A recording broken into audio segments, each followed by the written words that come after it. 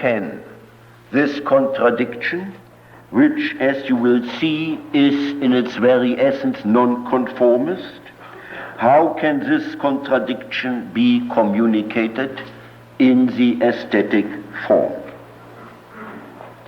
Reid mentions as its primary qualities order, proportion, harmony, and so on.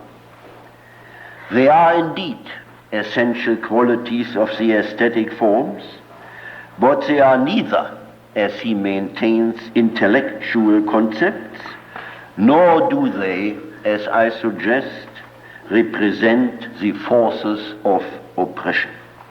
Rather, the opposite is the case. Order, proportion, and harmony, as qualities of the aesthetic form, invoke the pattern of a liberated world where the forces of oppression are bound.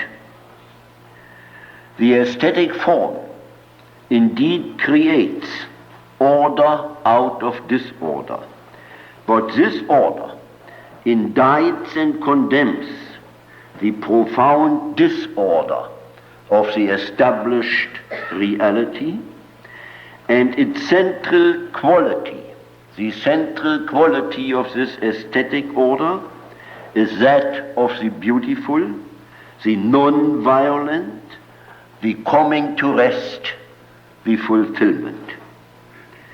With all these qualities, the aesthetic order is a very negation of the established one. It is not the order that is represented by the forces of oppression, but much rather the order of which all the romantic characters of traditional art and literature dream. It is the order that would prevail in the land of Mignon.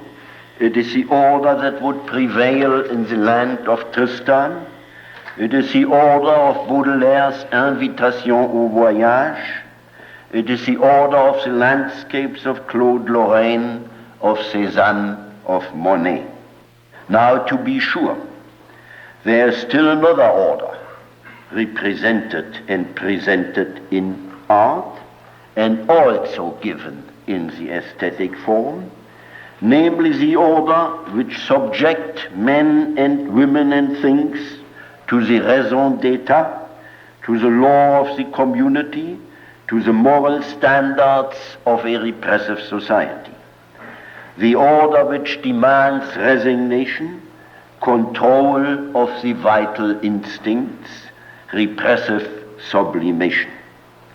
It is this order which triumphs over Hamlet, over Lear, over Shylock, which triumphs over Romeo and Juliet, Don Juan, Violetta, Berenice, over Madame Bovary, over Julien Sorel. This is the repressive order which is indicted in these works of art. And even where the allegedly impartial justice of the oeuvre absolves the established reality and glorifies the right of this reality to destroy the rebels and outcasts and offenders, the aesthetic form itself denies this impartiality.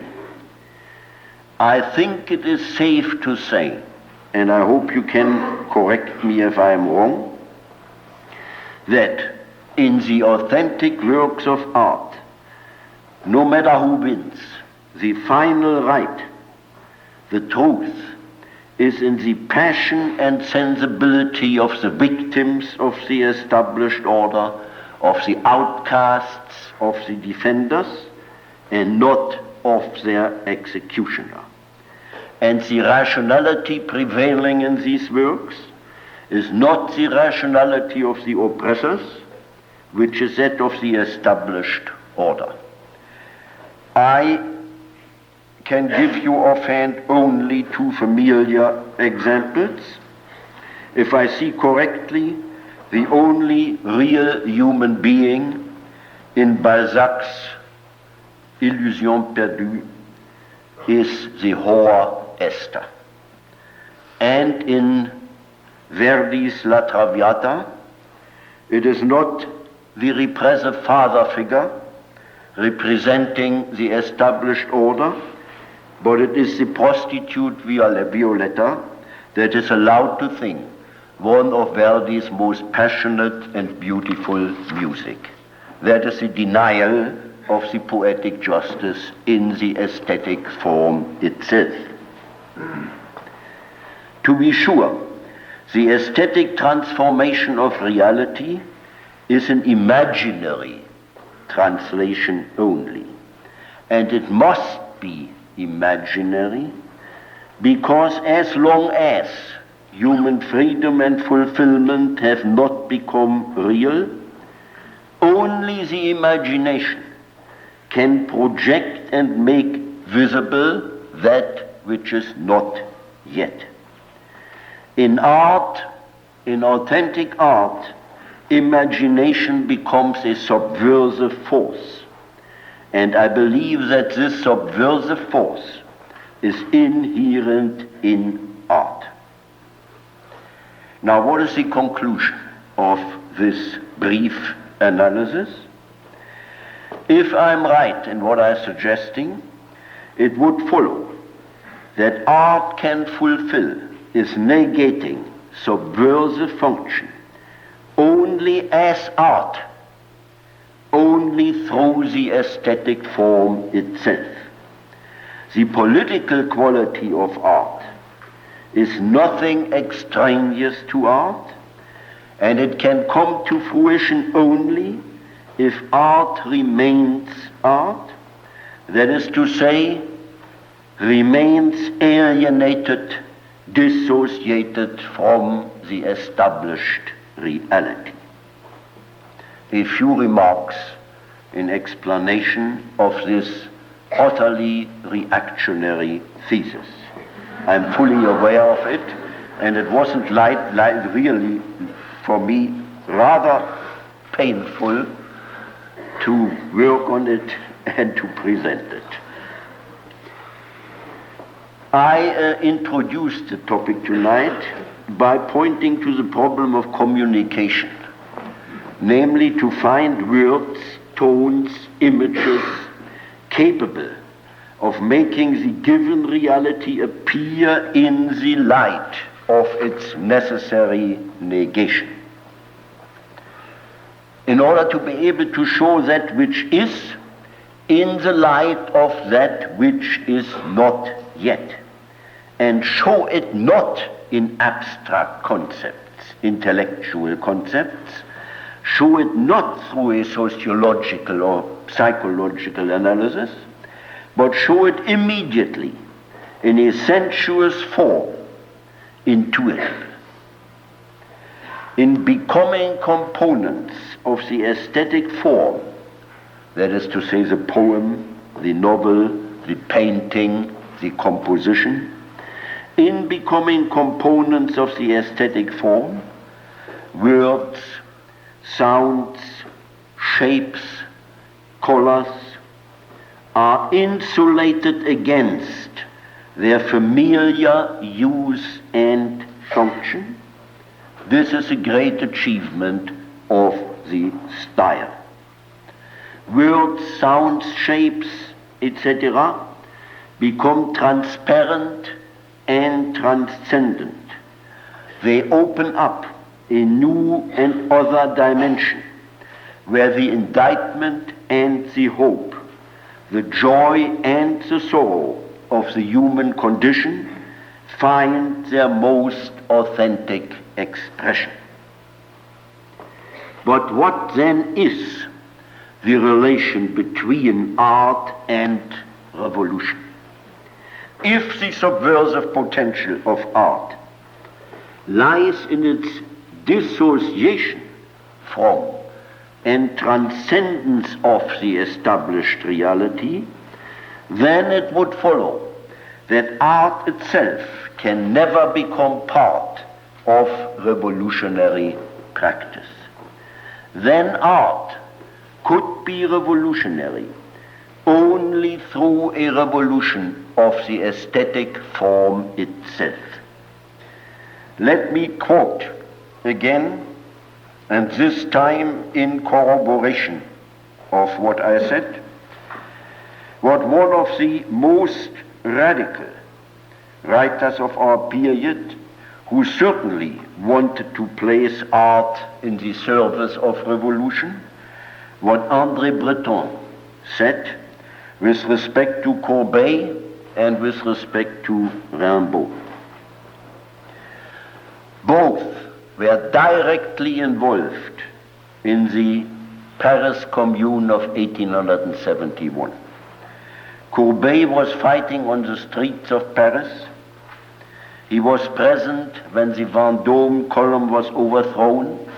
He risked his life in the actual struggle.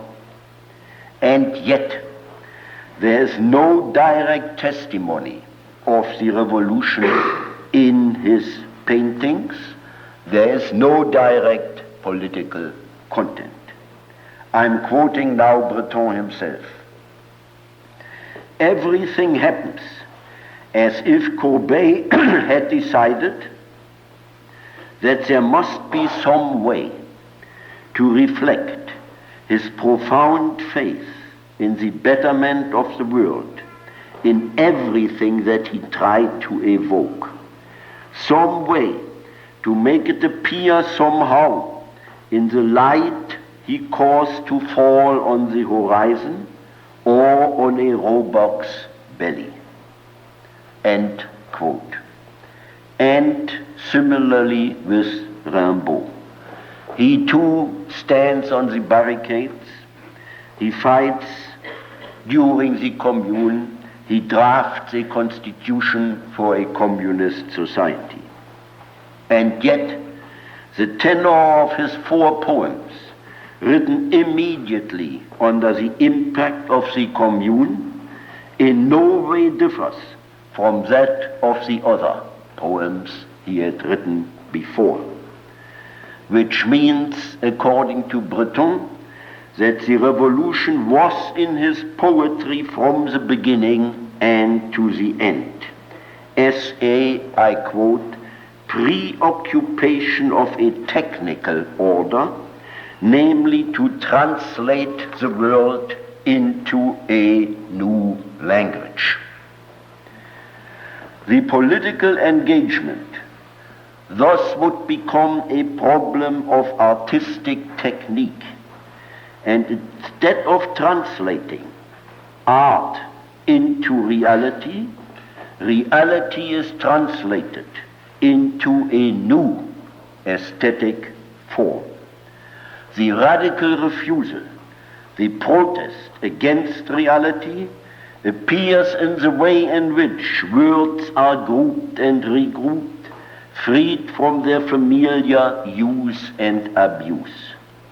Alchemy of the world, of the image, the sound, creation of another reality, out of the existing one, permanent imaginary revolution. Emergence of a second history within the historical continuum, permanent aesthetic subversion. That seems is the permanent way of art. The question I want to ask now is, has the historical development today reached a stage where the revolution of the aesthetic form can come to an end and can be followed by the destruction of the aesthetic alienation, by the living union of art and reality? Now, there was a time between the 2 world wars where the protest seemed to be directly translatable into action, joined to action, where the shattering of the aesthetic form seemed to be the response, the adequate response to the revolutionary forces in action. Then, as the societies of the West were subjected to the global counter-revolution, as the labor movement suffered total defeat, a defeat from which it did not recover until today, at the time when the Moscow trials began, at precisely this time, Antonin Artaud formulated the program for the abolition of art. En finir avec les chefs-d'œuvre. Art must become the concern of the masses, la foule. Art must be an affair of the streets, and above all of the organism, the body of nature. Thus it would move men, would move things, for il faut que les choses crèvent pour repartir et recommencer. And Artaud explains the physical force of art. I remind you again, that was written in the early 30s. He refers to the serpent, and he says, I quote, "The serpent moves to the tone of the music, not because of the spiritual content of the music, but because the vibrations communicate themselves through the soil to the serpent's entire body. Art has cut off this physical communication and deprived motion from the repercussion in the organism. This unity with nature must be restored. Beneath the poetry of texts, there is poetry tout court, without form and without text. This natural poetry must be recaptured, which is still present in the eternal myth of mankind, such as beneath the text in Sophocles' Oedipus and in the magic of the primitives. Its liberation is prerequisite for the liberation of the human being itself. For we are not free, and the sky can still fall on our head. And the theater is made first of all, in order to teach us all this." End quote. To attain this goal, Artaud thought, the theater must leave the stage and go on the street to the masses. And it must shock, truly shock, and shatter the complacent consciousness and the complacent unconscious. I quote again Artaud.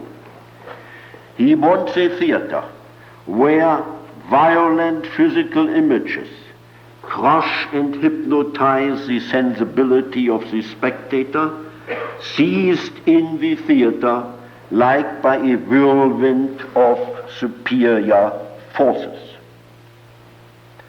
End quote.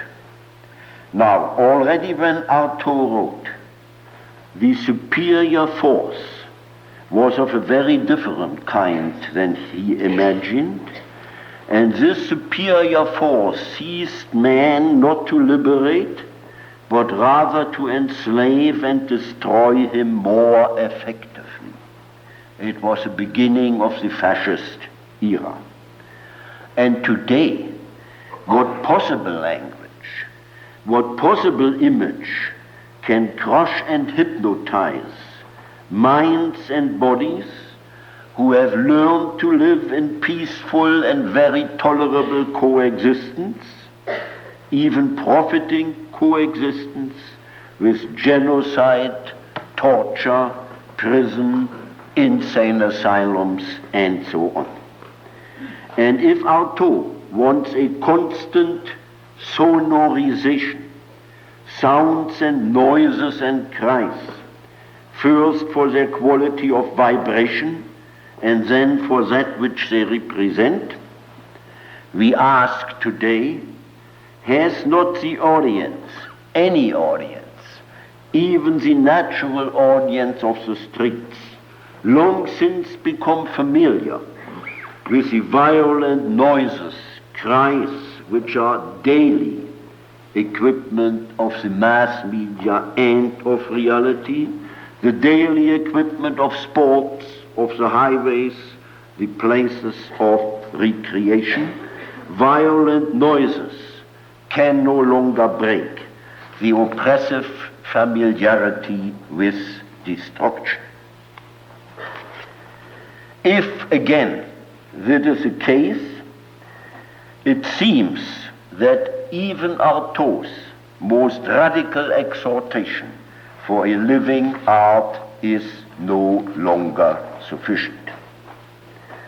And I want to suggest at the end, and now really the end, that the bridging of the gap between art and the people, between the theater and the street, can only be the result of political action and political education, but that in the meantime art has to find its own way of subverting the aesthetic form and creating a new form. The talk of the end of art, the abolition of art, is today even more widespread than at the time Artaud wrote.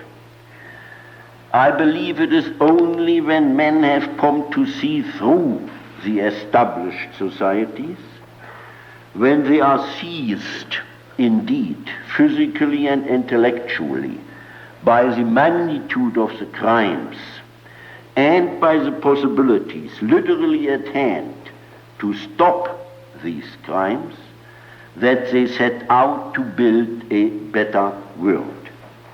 And then they will come to grips with the necessity of art, still the dire necessity of art in both its historical forms, those of the tradition recaptured, and those of the new modes and means of creation. The twofold liberation of the human being and of nature would then create a universe common to art and reality, but in this common universe, art would retain its transcendence. In all likelihood, even in the freest of all societies, people will not go around composing music and speaking poetry. That would be horrible. They will still talk prose. The end of art is really conceivable only if men are no longer capable of distinguishing between true and false, between good and evil, between beautiful and ugly, between the possible and the real. And this would indeed be the state of perfect barbarism at the height of civilization. And such a state is, I'm afraid, a real possibility.